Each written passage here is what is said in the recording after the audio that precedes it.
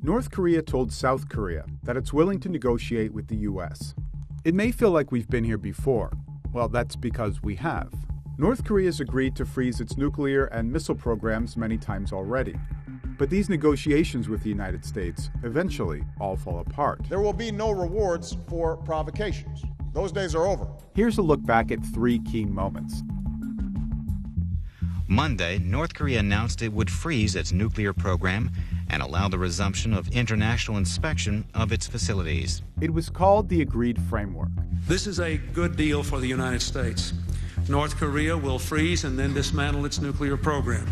South Korea and our other allies will be better protected. North Korea had been threatening to turn its nuclear fuel into bombs and bar nuclear inspectors from the country. But after negotiations launched by then-President Bill Clinton and spearheaded by former President Jimmy Carter, an agreement was reached. I personally believe that the crisis is over.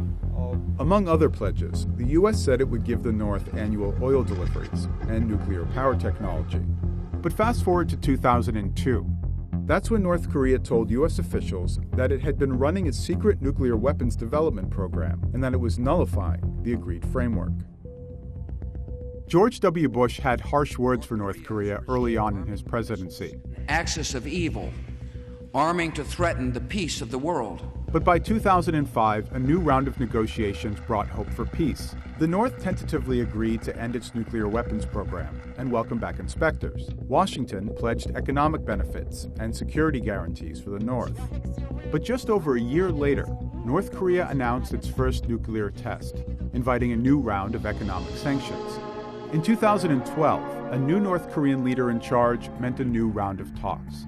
The so-called Limite Agreement called for the U.S. and other nations to send food aid to the North, and in return, Pyongyang said it would suspend missile tests and uranium enrichment.